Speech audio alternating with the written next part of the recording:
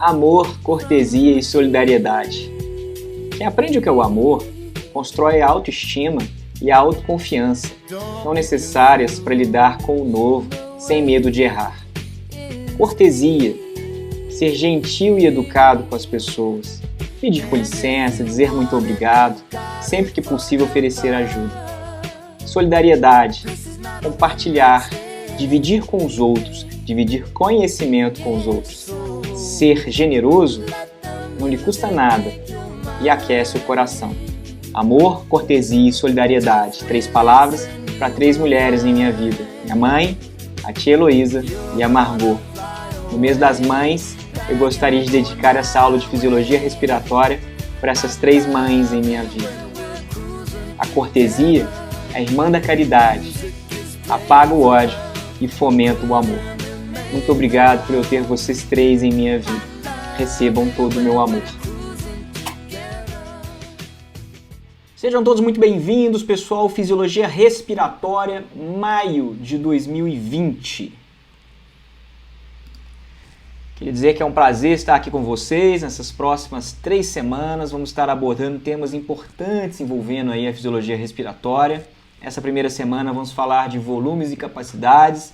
Na segunda semana vamos falar de princípios físicos das trocas gasosas e o controle neurológico da respiração. E por fim, vamos falar aí da curva da oxihemoglobina, efeito Bohr e efeito Haldane.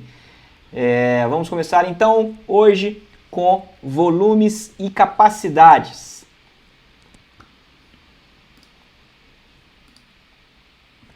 Pessoal, essa frase, o coração é o rei, os pulmões os ministros, ela foi dita lá na dinastia Yuan-ti, 2698 a 2598 anos antes de Cristo. E ela é uma frase bastante interessante porque ela leva a uma reflexão importante para a gente. Desde aquele tempo, sabia-se que o coração tinha um papel fundamental e muito importante no nosso corpo. E os pulmões também, porque estavam associados a esse rei. Como vocês tiveram agora, né, toda a parte circulatória, cardíaca, vocês compreenderam bem a importância do fluxo sanguíneo para os nossos tecidos. Agora, no respiratório, a gente vai entender a importância dos pulmões, porque de nada adianta a gente ter fluxo sanguíneo, pessoal, se a gente não tiver oxigênio, se a gente não tiver oxigenação. E é por isso que essa frase que foi dita lá muitos anos antes de Cristo, ela é tão atual quanto eu estou aqui dizendo para vocês. De nada adianta a gente ter fluxo sanguíneo, né? Nós temos lá um rei, se nós não tivermos oxigenação nos nossos tecidos. Então, precisa aí dos chamados ministros. Vamos então fazer uma passagem geral aqui em alguns conceitos, tá bom? Alguns conceitos que eu vou estar mostrando aqui para vocês. Bom, o básico da nossa respiração é a inspiração e a expiração, né? Se a gente puder observar aqui essas 2 figuras, vamos olhar lá. A gente está vendo aqui, né, as costelas, estamos vendo aqui um pulmão e aqui embaixo a gente teria o diafragma. No movimento inspiratório, o que vai acontecer? Vai existir a contração desse diafragma e essas costelas elas vão se elevar, o tórax vai se expandir, o ar vai entrar. E na expiração o que vai acontecer é exatamente o contrário. Esse diafragma ali vai se relaxar, o tórax vai se contrair e a gente vai ter a expiração. Desde já gostaria que vocês guardassem 2 palavrinhas aí bastante importantes. A inspiração é um processo ativo e a expiração é um processo passivo, que depende da elasticidade pulmonar. Então vamos lá, vamos falar um pouquinho então da inspiração. Como eu falei, a inspiração, o principal músculo responsável pela inspiração é o diafragma, que é esse que está aqui. E ele vai alongar, expandir essa cavidade torácica, vai expandir aí nossas costelas, esse arcabouço aí de costelas, promovendo a expansão aí, do nosso tórax, né? O diafragma, pessoal, ele é inervado pelo nervo frênico, e esse nervo frênico ele sai no nível C4, C5 ali da coluna. Isso significa que é muito importante a gente lembrar que quando você tem algum tipo de lesão, bate aí a coluna, bate a cabeça, e eventualmente pode machucar essa região, um dos órgãos que pode ser afetado é a inervação do diafragma pelo fato do nervo frênico poder ser atingido, né? Bom, além do diafragma, que é o principal músculo, a gente tem os chamados intercostais externos, tá bom? Que eles participam desse processo inspiratório. E esses músculos intercostais externos, eles têm inervação pelos nervos intercostais do primeiro ao 11º segmentos torácicos. Fato que a gente já falou, né? A inspiração, ela aumenta essa câmara anteroposterior da cavidade torácica, elevando aí as costelas. E esses músculos que apareceram aí agora, esternocleidomastoide, serrátil, escaleno, eles são músculos auxiliares, são músculos secundários no processo de inspiração e normalmente eles não são usados na nossa ventilação, na nossa inspiração convencional, a não ser que a gente precise provocar essa inspiração de uma forma mais intensa, como daqui a pouquinho eu vou falar para vocês, tá bom? Então, olha lá, vamos observar aí, eu vou me tirar aqui para vocês poderem ver um pouco melhor aí essa ilustração. Vamos lá, pessoal. Então, vocês estão vendo aqui, olha, o arcabouço das costelas, estão vendo aqui o externo, né? Estão vendo aqui as relações, as articulações costocondrais estão aqui, né? E olha lá, o diafragma que está protegido ali por essas costelas. É interessante a gente chamar aqui a atenção, porque vocês já imaginaram, se uma dessas costelas aqui dá uma trincadinha, ela dá aqui uma machucadinha, né? Ela fica aqui uma pequena fratura. Sabe o que acontece? A pessoa vai se sentir extremamente, vai ficar extremamente doloroso, né? Se perguntar para a pessoa assim, tá doendo? Ela vai responder assim, só quando respira. Porque quando o processo inspiratório for acontecer e essa costela que for expandir, né, essa fratura que eventualmente vai estar aqui, vai ser extremamente dolorosa a este movimento aí de alongamento da cavidade torácica. Pois bem, aqui estão os músculos intercostais externos, tá bom? Que são aí responsáveis pelo processo auxiliar ao diafragma nesse processo inspiratório. Bom, pessoal, então esses músculos aí acessórios, é importante a gente compreender um pouco sobre a importância deles, porque não é toda hora que a gente usa eles não, tá? Eles vão ser utilizados quando a gente tiver a necessidade de fazer exercícios físicos. Então, por exemplo, estou aqui com vocês agora, estou usando quais músculos? Estou usando o diafragma e os intercostais externos. Mas vamos supor que eu resolva fazer uma aula de lamba aeróbica. O amor faz perder e encontrar. Lambando estarei ao lembrar que esse amor por um dia, um instante foi rei. Pois bem, aí se eu for fazer essa atividade, eu vou precisar usar essa musculatura acessória que a gente colocou agora há pouco, que é o esternocleidomastoide, o escaleno e o trapézio. A outra coisa é se eu for fazer uma hiperventilação voluntária. O que é hiperventilação? Toda vez que a gente vai mergulhar...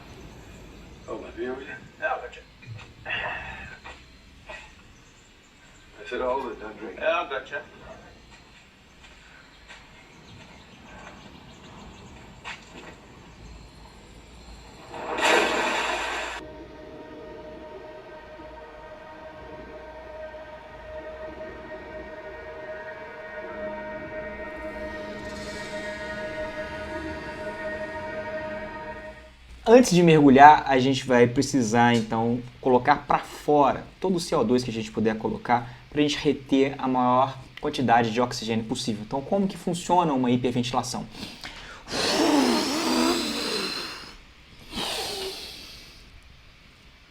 Eu puxo bem o ar. Na hora que eu puxo bem o ar, eu estou usando aqui a musculatura acessória. Um outro caso são pneumopatias, então, por exemplo, doenças aí que podem acometer a gente, como as pneumonias, né? E a gente vai precisar de um processo ventilatório com maior exigência. Então, essa musculatura acessória, ela vai ser acionada para ajudar lá o diafragma e os intercostais externos. E por fim, essas vocês vão lembrar desses músculos, tosse, vômito e defecação. Então, vocês foram ali passear, foram aqui naquela festinha, andaram bebendo o que lá na festinha? Andaram bebendo leite.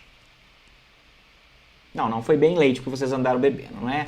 Daí vocês chegaram em casa depois disso, etc e tal, e aí foram lá conversar com o amigo Hugo.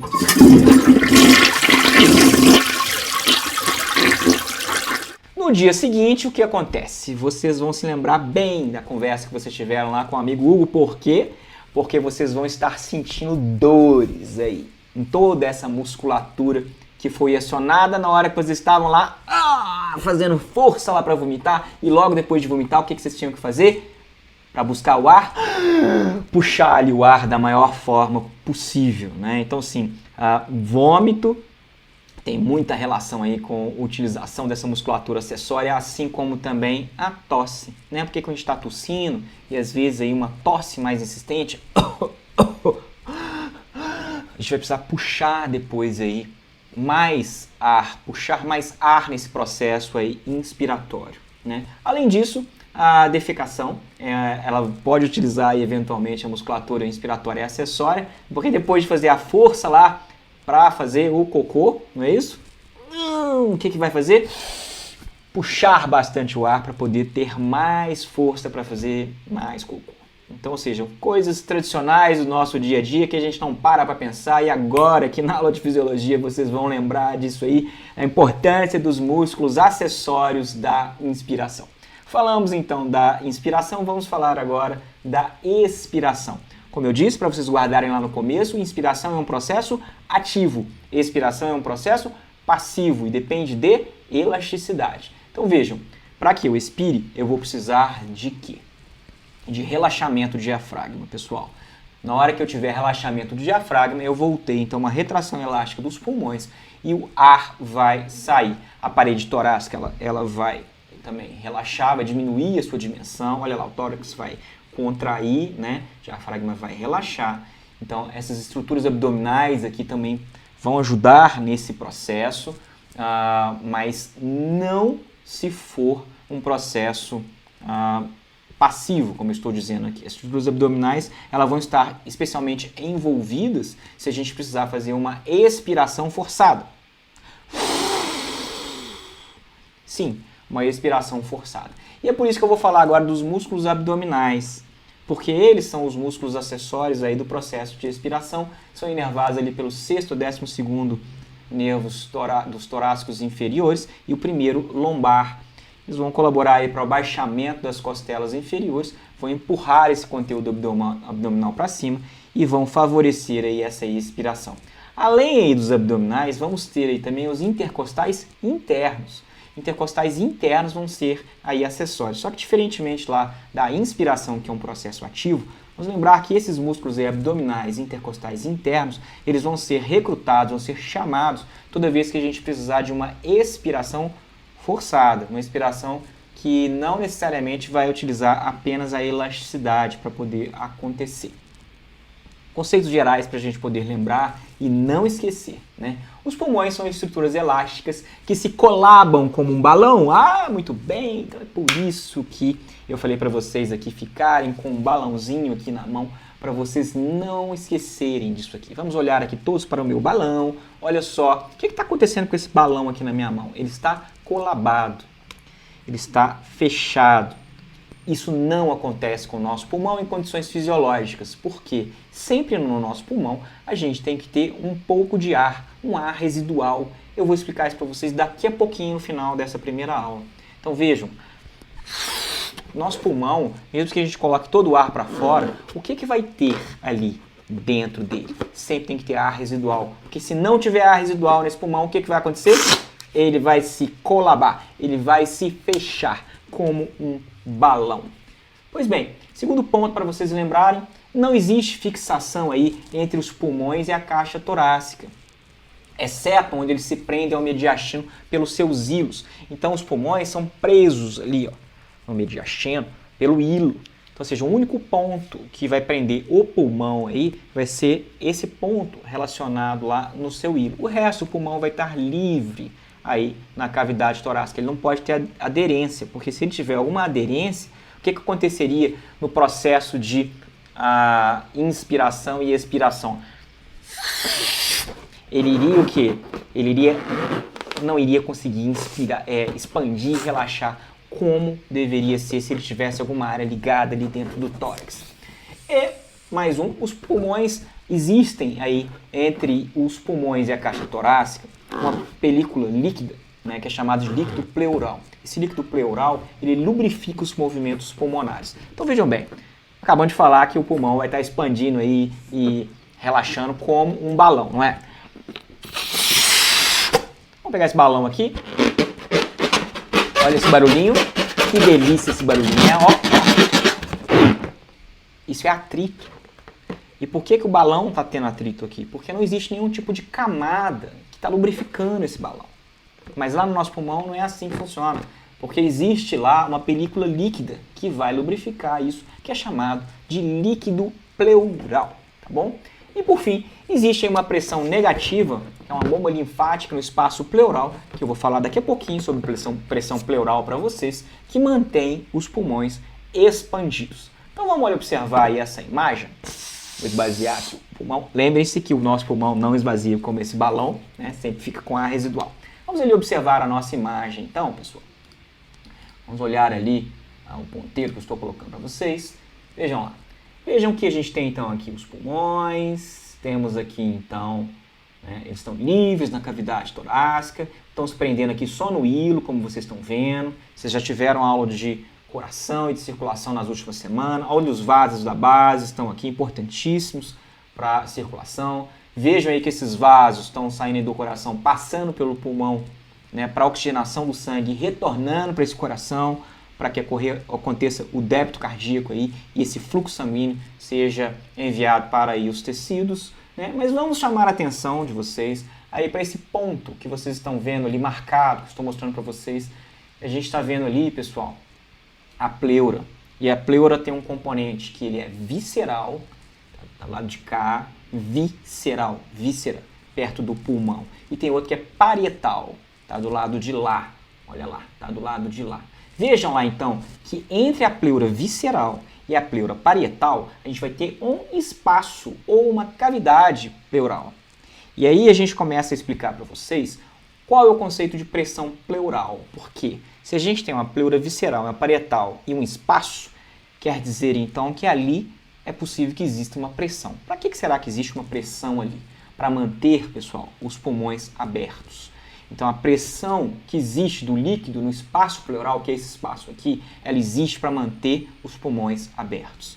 Então, esse líquido entre a pleura visceral e a pleura parietal vai gerar essa pressão pleural. E essa pressão no valor normal da ventilação, da respiração, é de menos 5 a menos 7,5 centímetros de água, tá bom? Falamos então da pressão pleural, tá? Vou falar agora para vocês da pressão alveolar. Pressão alveolar, pessoal, é essa pressão que existe aqui nos alvéolos. E como é que isso aí funciona, né? Só detalhando um pouco mais essa imagem, né? Temos aqui, olha, os brônquios aqui, os bronquíolos, temos aqui os alvéolos. Alvéolos são estruturas saculares. São estruturas onde vão ser feitas as trocas gasosas. Na nossa próxima aula eu vou falar sobre a superfície de troca, a área de troca, e os alvéolos têm tudo a ver com isso. Tá? Até mesmo porque, se você tiver comprometimento dos alvéolos, por causa, por exemplo, de tabagismo, você vai destruir as áreas de troca. Então, você vai ter prejudicado essa estrutura aqui, que é o alvéolo. Vamos falar da pressão alveolar. O que é a pressão alveolar? Nada mais é do que a pressão do ar no interior dos alvéolos pulmonares. Quando a gente está com a glote aberta, né, com a boca aberta, ó, assim, isso significa, sem respirar, né? Isso significa que a pressão intraalveolar, a pressão dentro do alvéolo, vai ser igual à pressão atmosférica, que vai ser 0 centímetros de água. Então, se eu tiver, olha só, vamos lá, todo mundo fazendo agora. Abre a boquinha aí, todo mundo. Neste momento, a pressão lá no alvéolo vai ser exatamente igual à pressão atmosférica, que vai ser 0 centímetros de água. Na respiração, em repouso, vai haver uma variação, né? De menos 1 a mais 1. E por que vai haver essa variação? Porque eu vou fazer isso aqui, ó. É diferente do estado anterior que a gente falou agora há pouco, que a gente estava com a boca aberta, né, a glote aberta, parado, sem inspirar, sem expirar. A pressão ali, então, dentro do alvéolo seria pressão igual a 0. Daqui a pouco a gente vai entender por que esse alvéolo não fecha, né? Porque esse alvéolo está aberto.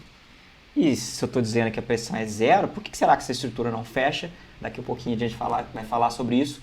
Mas vejam bem, essa pressão então alveolar vai variar de menos 1 a mais 1 centímetros de água também, tá bom? Para um volume corrente de 0,5 litros. Vamos guardar esse número, 0,5 litros, pessoal, 500 ml, é o volume corrente. O que é o volume corrente? É o volume normal da minha inspiração e da minha expiração fisiológica. Então vamos olhar para o balão, ó.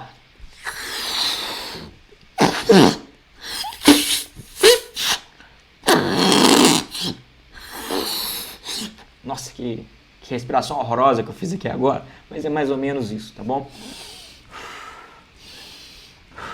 500 ml entra, 500 ml sai, o volume corrente, essa aqui é a ideia, tá bom? Pessoal, então falamos de pressão pleural, falamos de pressão alveolar, vamos falar agora de pressão transpulmonar. Olha lá o gráfico.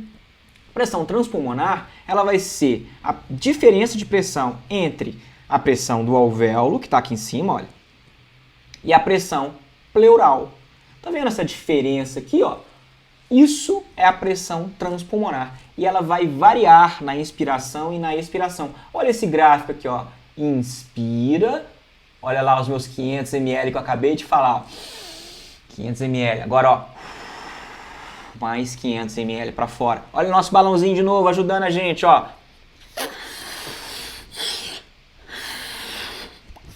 Inspira, expira, inspira, expira. 500 ml, 500 ml, 500 ml, 500 ml. Então vejam que a pressão transpulmonar é dada pela diferença da pressão pleural com a pressão alveolar, né? Então a diferença de pressão entre a pressão alveolar e a pressão pleural, como eu acabei de falar, ela indica o que? A pressão transpulmonar. Ela indica as forças elásticas dos pulmões que tendem à retração, tendem ao colapso. O que é o colapso? É o colabamento. É fazer essa estrutura fechar. Por quê? Porque se existem forças elásticas dentro do pulmão, existe alguma coisa, uma diferença aí de forças, uma diferença de pressão que não deixa isso aqui acontecer. Que deixa isso aqui sempre o que? Aberto, até porque isso aqui não pode fechar. E daqui a pouco também vamos ver um pouco de uma situação aí patológica que vai fazer isso aqui fechar, o pulmão fechar. Então vamos lá, uma situação patológica que pode fazer e fechar, uma ruptura, né? Tem um ferimento aqui, olha lá no tórax. Se tiver um ferimento aqui no tórax, o que pode acontecer? O ar que está lá dentro, né, machucou ali o pulmão, vejam lá o machucado do pulmão, olha lá, ó, vai fazer com que isso saia. É mais ou menos isso aqui, pessoal, ó. Acabei de fazer um machucado no meu balão. Bom, não era muito bem esperado para isso acontecer, mas era para vocês verem aqui o pulmão vazando. Vou ter que cortar e pegar outro balão. Vamos ser agressivos, né? Vamos já pegar um monte aqui de balão, que a gente já fica sempre de balão. Aqui não vai ter nenhum tipo de problema assim mais, né?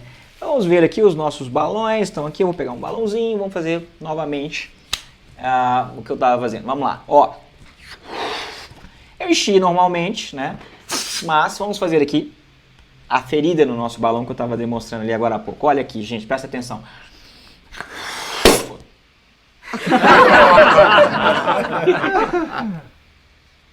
Vamos fazer de novo a ferida no balão.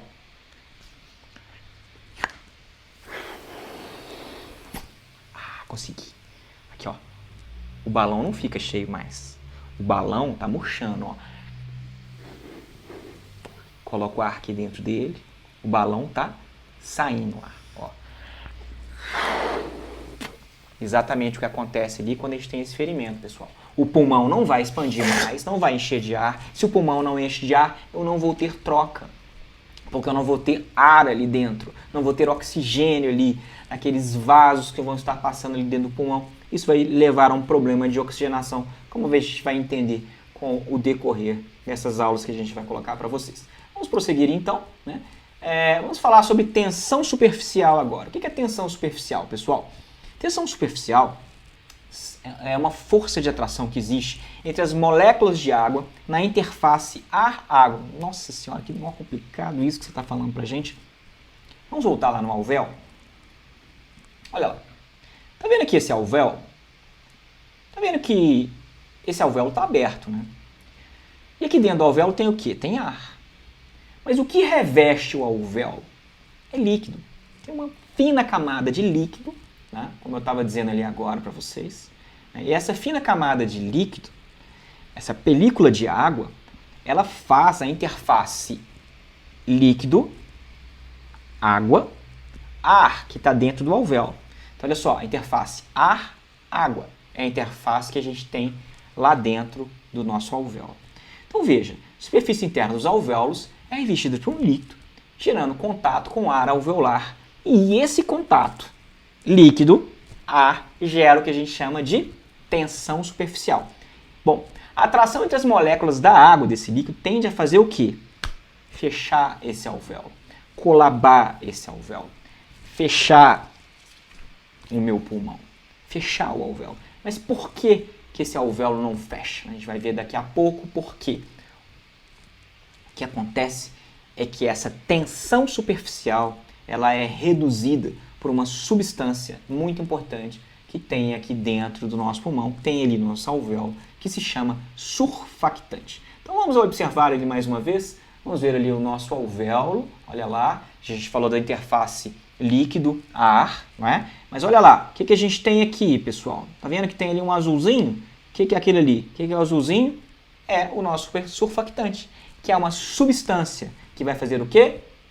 Diminuir a tensão superficial, diminuir aquelas forças de atração nas moléculas de água que tenderiam esse alvéolo ao colabamento. Então, como eu tenho surfactante, a tensão superficial ela vai ficar diminuída. Então, o que é uma substância tensoativa? É aquela que reduz a tensão superficial. O que é o surfactante? É uma substância produzida pelas células alveolares do tipo 2 que reduz a tensão superficial, permitindo com que o alvéolo fique aberto. De que ele é constituído? Fosfolípides, proteínas, alguns íons como o cálcio, e isso vai gerar uma redução na tensão superficial de 50% a 90%, impedindo o colabamento. Vamos observar agora essa imagem. Vamos ver lá, olha lá, os alvéolos estão aqui, não é isso? Os enovelados. E são enovelados que são envoltos, né? O invólucro ali que está ao redor dos alvéolos são uma rede de capilares. E por que eu tenho que ter uma relação tão próxima de capilar com alvéolo? Não contei para vocês agora há pouco que o sangue tem que passar no pulmão, tem que oxigenar e tem que ir embora? Pois é, se não existir essa íntima relação dos alvéolos com os capilares, o que vai acontecer? O sangue vai passar e daí não vai oxigenar. Então, essa íntima relação dessa rede de capilar com os alvéolos é o que permite a oxigenação do fluxo sanguíneo no pulmão. Nós vamos abordar isso em detalhes, fiquem tranquilos, numa aula um pouco mais para frente, que eu vou mostrar a hemoglobina, né? Eu vou mostrar as hemácias passando e a hemoglobina ali sendo carreada de oxigênio. Vou explicar essas relações lá na nossa terceira aula, quando eu for falar de curva da oxihemoglobina. Vou tocar um pouco também na aula que vem dos princípios físicos de trocas gasosas. Vamos observar então ali, pessoal, um outro conceito, que é o conceito de complacência pulmonar. Temos aqui então um modelo gráfico, que aqui a gente tem a pressão pleural. O que é pressão pleural mesmo? Essa pressão aqui, né?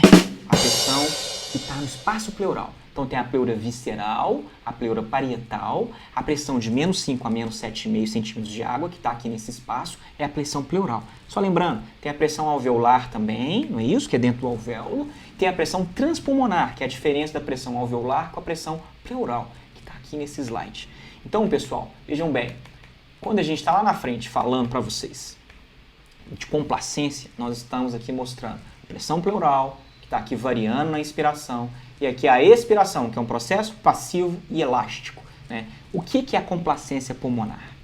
É o grau de expansão dos pulmões que ocorre para cada unidade de aumento na pressão transpulmonar, estou chamando de PTP aqui, tá bom? E o que é um aumento da pressão transpulmonar? É a diferença da pressão alveolar com a pressão pleural. A pressão transpulmonar varia com as forças elásticas do pulmão. Daqui a pouquinho eu vou falar para vocês o que são as forças elásticas do pulmão. São teciduais e tem também a força elástica que vem da tensão superficial do líquido alveolar. Então veja a importância de compreender o conceito de tensão superficial que eu falei agora há pouco ali do alvéolo. Bom, no indivíduo normal, pessoal, a gente tem a variação de 200 ml de ar, né, para o centímetro de água para cada centímetro de água. Então, tem 200 ml de ar que vai variar para cada centímetro de água, que se variar na minha pressão transpulmonar. Ou seja, a pressão transpulmonar ela aumenta 1 centímetro de água a cada ventilação pulmonar, que expandirá 200 ml após 10 ou 20 segundos. Então, ou seja, se a minha pressão transpulmonar variou naquele valor de 1 centímetro de água, significa que o meu volume pulmonar irá se expandir em 200 ml de ar nos próximos 10 a 20 segundos. A gente vai falar um pouco daqui a pouco, mentira, na aula que vem, sobre por que a nossa inspiração é esse processo lento, progressivo, gradual. Guardem essas palavras aí, né? E lembrando qual é o volume corrente mesmo? 500 ml inspiratório, 500 ml expiratório. Então, complacência, pessoal, é o grau de expansão dos pulmões que ocorre para cada unidade de aumento da pressão transpulmonar.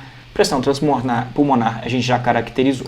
Pois bem, então olha só, quais são as determinantes da complacência pulmonar que a gente tem que conhecer? Primeiro, as forças elásticas do próprio tecido pulmonar. E de onde que vem isso? Das fibras de elastina e de colágeno. As forças elásticas causadas pela tensão superficial. E de onde vem a tensão superficial? Vem lá da superfície do alvéolo. E isso aqui é responsável por 2/3 das forças elásticas totais no pulmão, pessoal. Então, ou seja, 1/3 vem aqui do tecido pulmonar, tá bom?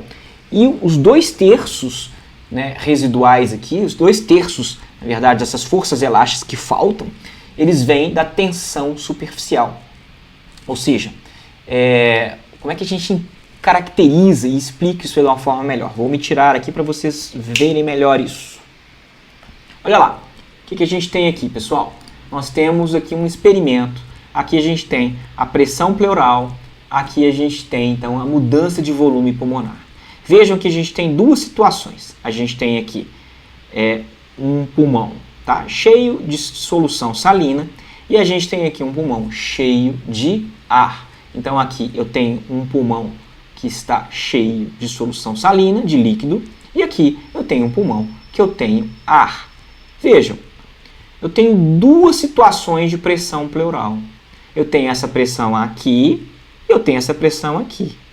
Vamos pensar aí, o que aconteceu nessa história? Que força que vai estar ausente aqui, né? Vamos pensar um pouquinho aí. Qual força será que vai estar ausente aí?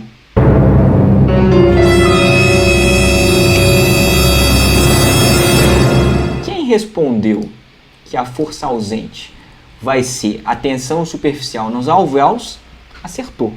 E por que acertou, pessoal? Porque aqui vai se perder a interface ar-líquido. A gente terá apenas líquido-líquido, porque não está cheio de solução salina nesse experimento que foi feito. Então vejam, na hora que se perde essa interface ar-líquido e a gente fica só com líquido-líquido, o que acontece com a pressão? Ela vem para cá, né?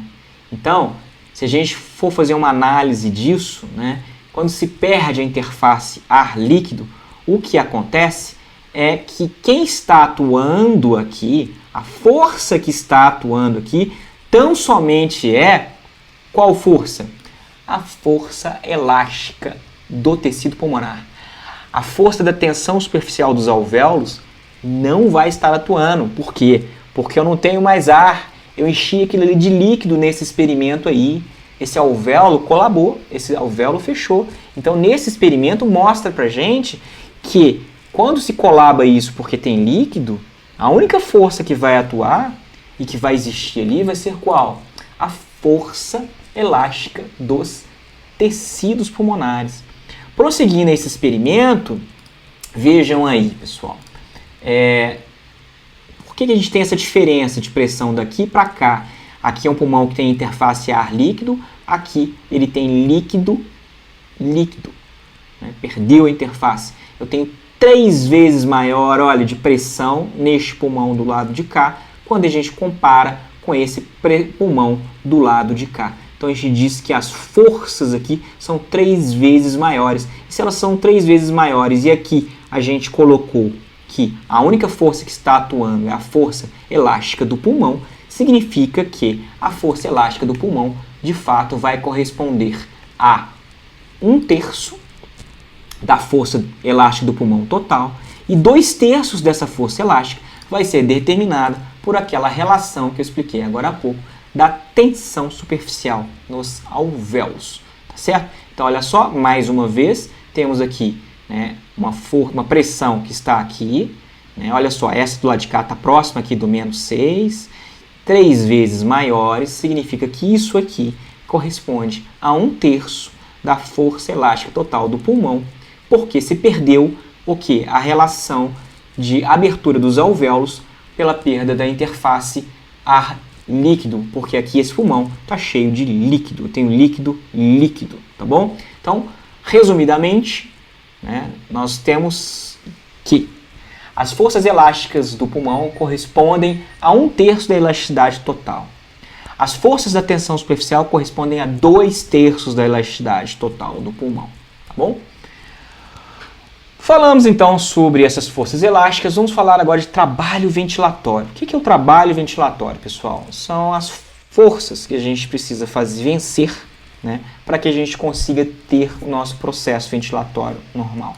Então vamos ver quais são essas forças. Primeiro, expansão contra as forças elásticas do pulmão. Nosso pulmão, para inspirar, ele não precisa expandir contra a elasticidade do próprio pulmão. Então isso chama trabalho da complacência ou trabalho elástico. Depois, a gente tem que superar a viscosidade do pulmão ou da parede torácica. Só lembrando, né? O que é a viscosidade do pulmão mesmo? Lembra que tinha aquela lubrificação da camada? Para que a gente consiga expandir o pulmão, inspirar o pulmão, a gente tem que vencer essa viscosidade do pulmão com a parede torácica. E a esse nome, a gente dá o nome de trabalho de resistência. Por fim, nós temos aí o terceiro trabalho, que deve vencer a resistência das vias aéreas. Ou seja, a resistência da passagem do ar das minhas vias aéreas, né? E esse é o trabalho da resistência das vias aéreas. E aí, nesse ponto, a gente chama atenção para aqueles aí que têm asma ou conhecem alguém que tem asma. O que acontece com essas pessoas quando elas estão numa crise de asma? Elas tentam respirar a todo modo, precisam fazer força para poder respirar e elas não conseguem ventilar adequadamente, porque este trabalho da resistência das vias aéreas, ele fica muito aumentado. Por que ele fica muito aumentado? Porque as vias aéreas em quem tem asma, em que essas vias se fecham, né, ele tem que aumentar demais, pessoal. Então o que se faz quando a gente tem uma crise de asma? A gente vai lá e usa a bombinha. O que é essa bombinha? É um broncodilatador. É um broncodilatador que vai acionar os receptores beta 2, que vocês aprenderam lá em sistema nervoso autonômico, não é isso?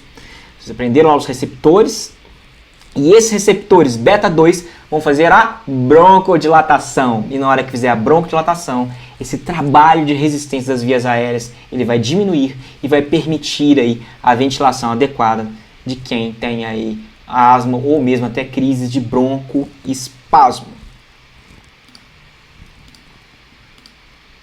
Bom, então esse aqui, pessoal, é o trabalho dos músculos inspiratórios. Então, o trabalho ventilatório é caracterizado pelo trabalho da complacência ou elástica, ou seja, vencer as forças elásticas do pulmão. Depois, o trabalho da resistência, vencer a viscosidade do pulmão e da parede torácica. E pelo trabalho de resistência das vias aéreas, vencer a resistência da passagem do ar nessas vias aéreas, como eu expliquei agora há pouco. Bom, pessoal, e na expiração fisiológica? Existe trabalho na expiração fisiológica? Lembrando que eu pedi para vocês guardarem desde o início aí que inspiração é um processo ativo e a expiração é um processo passivo e elástico.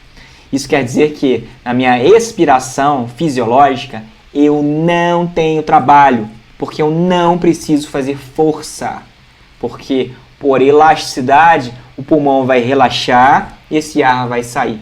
Se eu tiver que fazer trabalho, na minha expiração, significa que ela não mais é fisiológica e por algum motivo eu estou acionando aquela musculatura acessória, como os músculos abdominais, como eu expliquei há pouco para vocês, né? Estou fazendo aí minha ventilação, minha expiração ativa.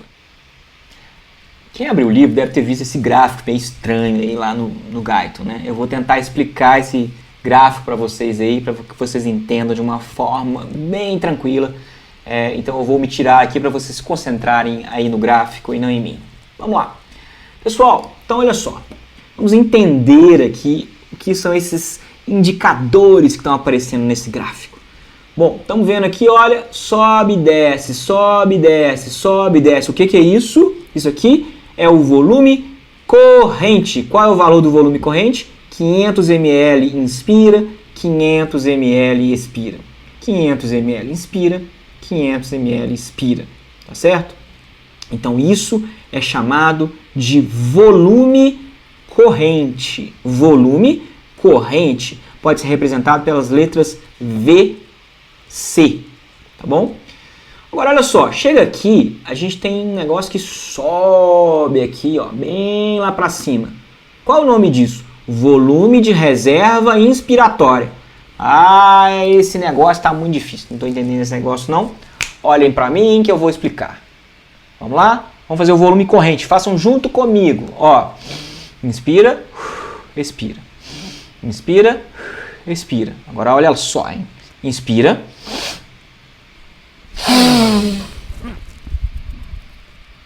Tudo que eu consegui colocar de ar no pulmão, a partir do momento que eu terminei o meu volume corrente inspiratório, pessoal, vai se chamar volume de reserva inspiratória. Olha lá, é esse gráfico que sobe ali para cima e vai até o limite de expansão do meu pulmão.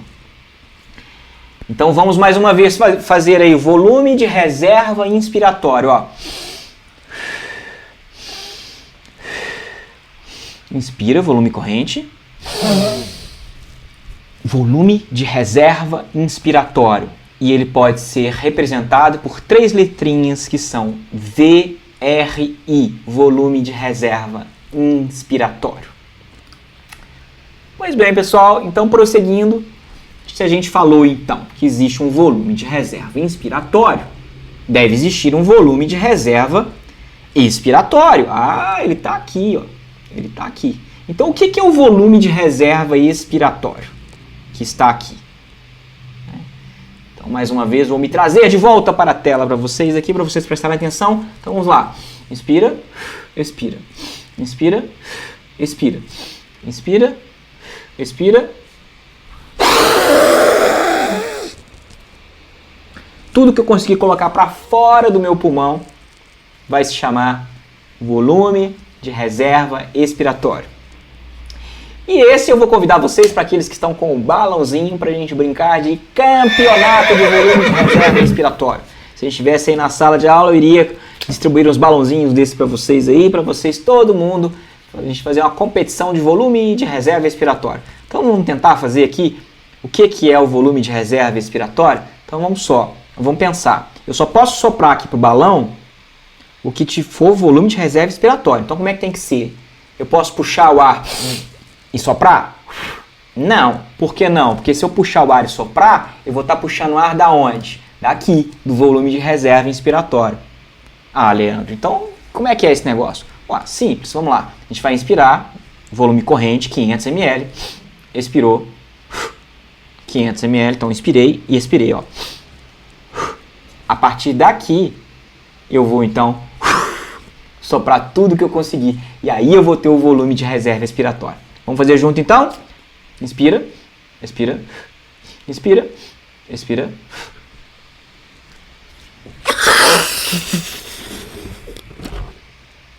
O que está dentro desse balão é o meu volume de reserva expiratório. Tá legal? Façam em casa. Quem quiser pode gravar videozinho, mandar pra gente. Teremos aí uma alegria em assistir os videozinhos de vocês aí. Então até agora falamos de 3 coisinhas para vocês. Falamos então de volume corrente. Olha só, inspira, expira, inspira, expira, inspira, expira. Uhul! Agora vamos falar de volume de reserva inspiratório. Está aqui, olha só. Volume de reserva inspiratório está aqui. E agora, volume de reserva expiratório. Inspira, expira, inspira, expira. Expira. Volume de reserva expiratório. Vocês estão vendo que eu nem estou me preocupando em falar para vocês qual que é o volume disso, né? Porque daqui a pouco eu vou falar para vocês. Eu quero que vocês entendam primeiro o conceito. Falamos então de VC. O que é VC? Falamos de VRI. O que é VRI? E falamos de VRE. O que é VRE? Muito bem. Isso aí. Agora, olha só. Se a gente falou desses volumes, a gente tem que falar de um outro volume importante. Qual é? Não contei para vocês lá no início que o pulmão não pode colabar?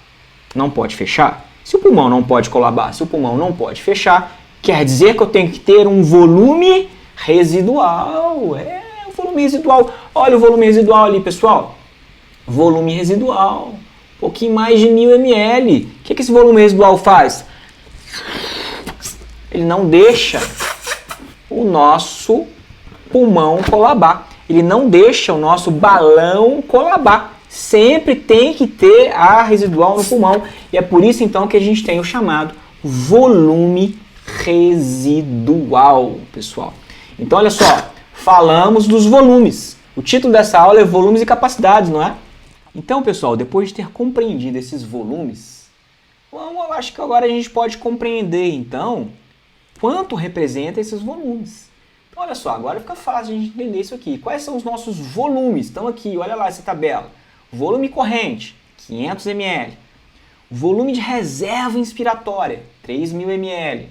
Volume de reserva expiratória, 1.100 ml. Volume residual, 1.200 ml. Vamos lá para o gráfico? Muito bem. Então, temos aqui, ó, volume corrente, 500 ml, vocês já sabem. Volume de reserva inspiratória, 3.000 ml. Volume de reserva expiratória, 1.100 ml. E, por fim, volume residual de 1.200 ml, como a gente colocou aqui agora. Então, volume corrente, VC, 500 ml. Volume de reserva inspiratória, 3.000 ml, VRI. Volume de reserva expiratória, VRE, 1.100 ml. E, por fim, volume residual, VR, a gente vai ter ali 1.200 ml. Então, pessoal, vamos falar agora das nossas capacidades, né? Vamos olhar ali no gráfico ali que a gente está vendo.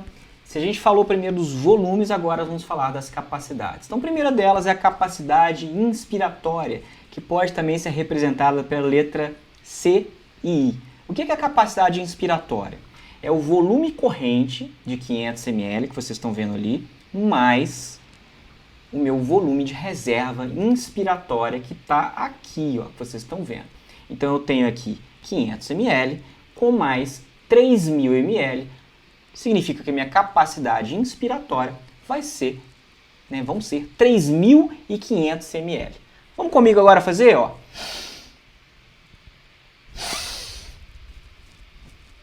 Capacidade inspiratória. O que eu acabei de fazer, pessoal? Eu puxei o volume corrente e puxei em seguida quem? O volume de reserva inspiratória. Então, ó, de novo, mais uma vez, capacidade inspiratória. O que é? Volume corrente e volume de reserva inspiratório. Então, ou seja, capacidade inspiratória vai ser VC de volume corrente mais VRI de volume de reserva inspiratória. A próxima capacidade, para a gente poder entender, é a capacidade vital. Vamos lá. Então, o que é capacidade vital? É o meu volume corrente, o meu volume de reserva inspiratória, olha lá, e o meu volume de reserva expiratório, que está aqui. Significa, então, que a capacidade vital vai ser o somatório aqui de 500 ml, que é o volume corrente, com 3.000 ml, que é o volume de reserva inspiratório, com mais 1.100 ml, que vai ser o meu volume de reserva expiratório. Ou seja, a minha capacidade vital vai ser de 4.600 ml. Me deu uma ideia aqui agora, hein? Vamos fazer uma competição de capacidade vital. E como é que eu faria uma competição de capacidade vital? Porque lá no outro eu falei com vocês que a gente só poderia soprar o que tivesse depois da expiração, depois do volume corrente expirado, não era? Era assim, ó. Era isso? Eu estava querendo, aquela hora, testar o volume de reserva expiratória. Agora não. Agora, o que vale? Agora vale tudo, pessoal. Vocês podem puxar o máximo de ar que vocês quiserem e puxando o máximo de ar que vocês quiserem, vocês vão estar puxando o volume de reserva inspiratório, não é isso? Ó. E aí, a partir daqui, ó, pode soprar o balão máximo que vocês quiserem. Então, vamos lá? 1, 2 e...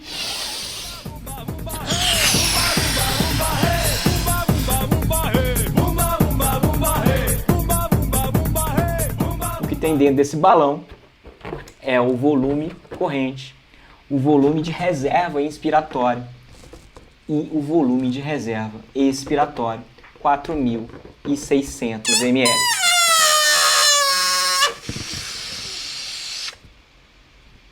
Pode colabar? Não. Por quê? Porque o que fica aqui dentro do pulmão, o que fica aqui dentro vai ser o volume residual, igual vocês estão vendo ali. Lembre-se que o pulmão não pode colabar. E se ele não pode colabar, tem que ter, então, um volume residual aqui dentro. Ou seja, o pulmão não se colaba como esse balãozinho que está colabado aqui agora na minha mão. Tá bom? Então, falamos de capacidade inspiratória, falamos de capacidade vital. Agora, vamos falar de capacidade residual funcional. O que é isso, pessoal? Então, vamos lá. Inspirei, expirei. Inspirei, expirei. Nesse momento que eu expirei um volume corrente de 500 ml, o que tem dentro do meu pulmão? Tem o meu volume de reserva expiratório e meu volume residual. Nós não falamos que isso aqui é 1.200 ml e isso aqui é 1.100 ml, então minha capacidade residual funcional vai ser o somatório de 1.100 com 1.200. Então, a minha capacidade residual vai ser 2.300 ml, tá bom? Por fim, falta só uma capacidade para a gente falar, qual é? A capacidade pulmonar total. O que é a capacidade pulmonar total? É tudo que cabe ali dentro do meu pulmão. Então vamos somar o volume residual, o volume de reserva expiratório, o volume corrente e o volume de reserva inspiratória. E a capacidade pulmonar total, então, vai ser o somatório de 1.200 com 1.100 com 500 com 3.000 e esse volume total vai dar aqui 5.800 ml, já voltando para a nossa tabelinha, que agora ficou fácil de compreender ela. Então, capacidade inspiratória, ou CI, 3.500 ml, capacidade residual funcional, 2.300 ml, capacidade vital, 4.600 ml, capacidade pulmonar total, 5.800 ml. Pessoal, chegamos então aí ao nosso final da primeira aula, tá bom? Espero que todos tenham aí aproveitado e se divertido aí com essas brincadeirinhas do balão, tá bom? Então guardem essas informações aí no coração de vocês. Começamos falando sobre amor, não é isso? Para que na semana que vem, então, voltemos e a gente prossiga com trocas gasosas, princípios físicos das trocas gasosas e a regulação neurológica da respiração. Um abraço para vocês aí, excelente semana e se cuidem. Tchau. And inch by inch we get closer and closer to every little part.